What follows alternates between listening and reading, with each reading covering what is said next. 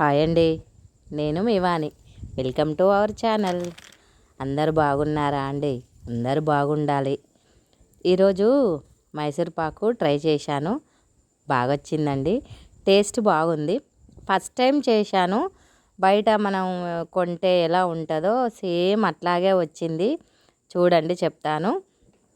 ఒక cup శనగపిండికి కప్పున్నర sugar తీసుకున్నాను. Sweet ఎక్కువ తినే వాళ్ళైతే ఇంకో హాఫ్ కప్ తీసుకోవచ్చు, కానీ మాకైతే సరిపోయింది. చాలా స్వీట్గా అయింది. కప్పున్నర సరిపోయింది. ఒక కప్పు శనగపిండికి 2 కప్పుల చొప్పున నూనె, నెయ్యి, ఒక గ్లాస్ నూనె, ఒక గ్లాసు నెయ్యి తీసుకోవచ్చు. 3/4 కూడా తీసుకోవచ్చు. నెయ్యి తినే వాళ్ళైతే దాన్ని బట్టి క్వాంటిటీ ఎక్కువ తీసుకోవచ్చు. కాకపోతే ఒక కప్పు శనగపిండికి కప్పున్నర చక్కెర, కప్పున్నర నూనె, హాఫ్ కప్పు నెయ్యి తీసుకున్నాను.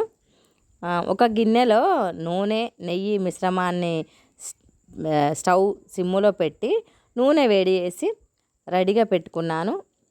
ఇంకో గిన్నెలో మైసూర్ పాకు తయారు చేసుకుంటాం కదా, ఆ గిన్నెకి నెయ్యి రాసి పక్కన పెట్టుకున్నాను.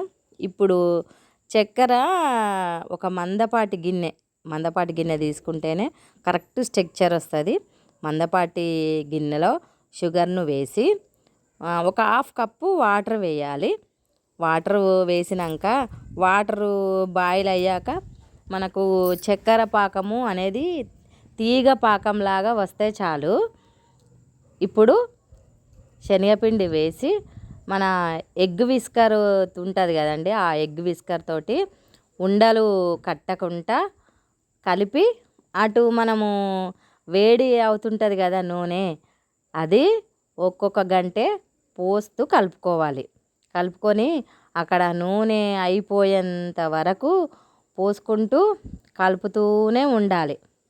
చివరికి మైసూర్ పాకు గుల్ గుల్ ఆ టెక్చర్ తెలుస్తుంది కదా.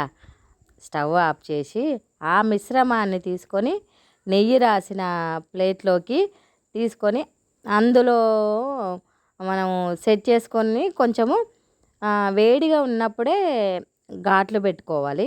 పెట్టుకొని పూర్తిగా ఒక 1.5 అవరు అయ్యాక నిజంగా మనము బయట స్వీట్ షాపులో కొన్నట్టు యాజ్ ఇట్ ఈజ్గా వస్తుంది.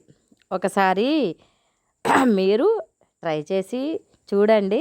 నేను చేశాను ఫస్ట్ టైము. అప్పుడు ఎప్పుడో చేశానంటే మళ్ళీ ఇప్పుడు చేశాను. బాగా వచ్చిందండి. Thank you. నా ఛానల్ని సబ్స్క్రైబ్ చేసుకోండి, లైక్ చేసి షేర్ చేయండి. Thank you.